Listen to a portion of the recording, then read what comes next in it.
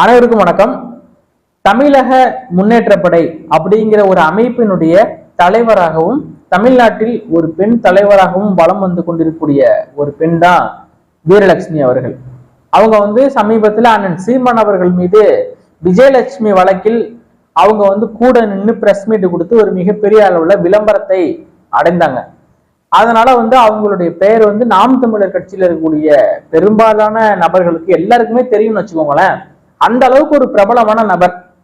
அவங்க எது பேசினாலும் சரி, அதை ஒரு மெயின் ஸ்ட்ரீம் மீடியாவா இருக்கட்டும் அல்லது சோசியல் மீடியாவா இருக்கட்டும் எடுத்து பெரிதளவுல போட்டு எல்லாருமே பேசுவாங்க. அந்த அளவுக்கு ஒரு பிரபலமான நபரா இருக்காங்க.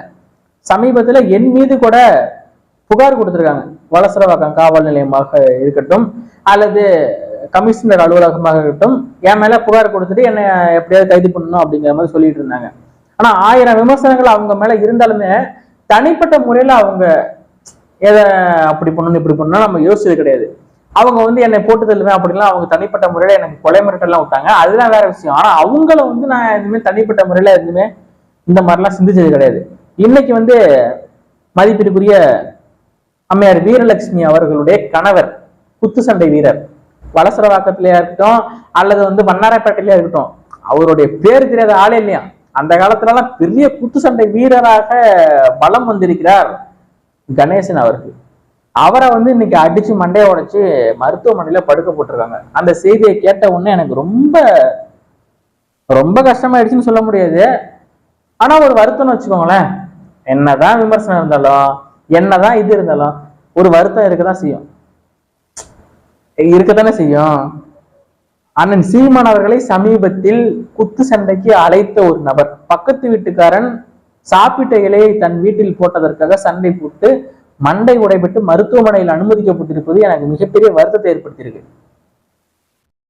நான் சும்மா பேசுறேன்னு நினைப்பீங்க, நக்கலுக்காக பேசுறேன்னு நினைப்பீங்க.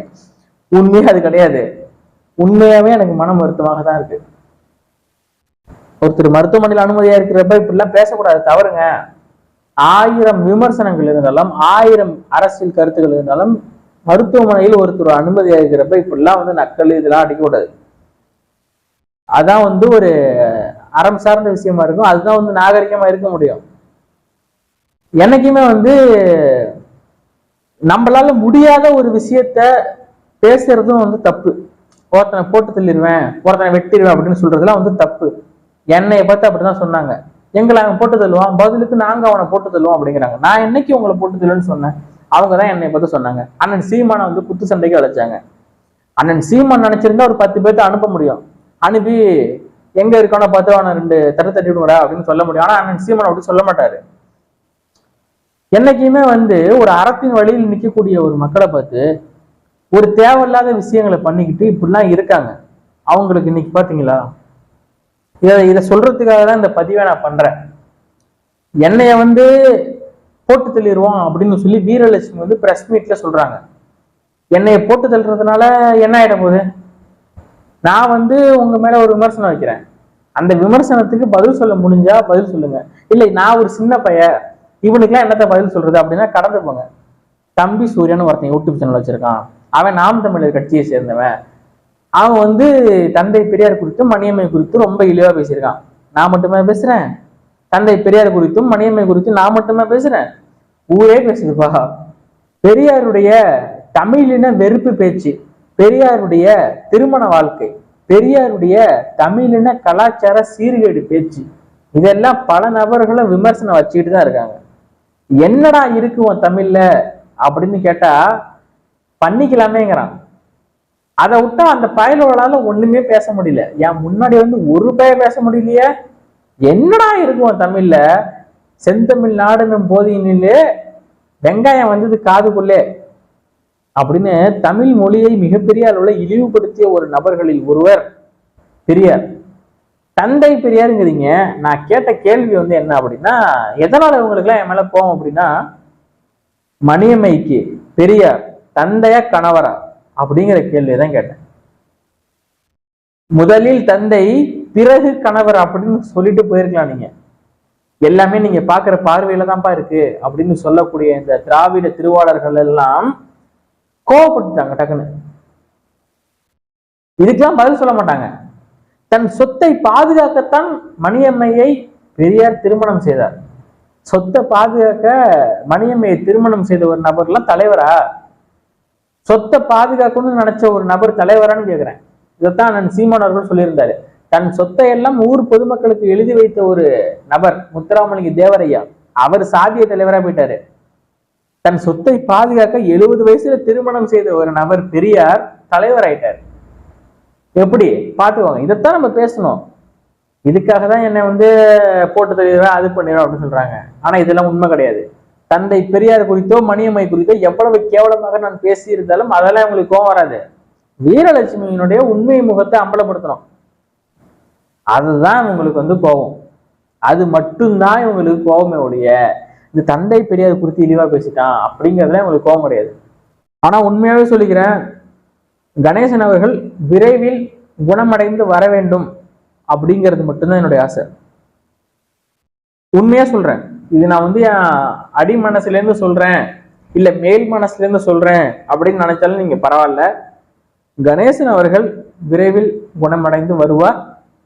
மீண்டும் பழையபடி அவர் ட்ரைப்ஸ் வலையொலிக்கு நேர்காணல் கொடுப்பார் அப்படிங்கிறத இந்த இடத்துல நான் அழுத்தம் திருத்தமா பதிவு பண்ணிக்கிறேன். அவர் கொடுப்பாரு, அவர் வருவாரு, அவ்வளவுதான். அந்த நம்பிக்கை எனக்கு இருக்கு. அவர் மிகப்பெரிய தைரியமான ஒரு நபர். மரணத்துக்கே சென்றாலும் அந்த மரணத்திலிருந்து மீண்டு வரக்கூடிய அளவுக்கு அவர் ஒரு தைரியமான நபராகத்தான் அவர் இருப்பார்.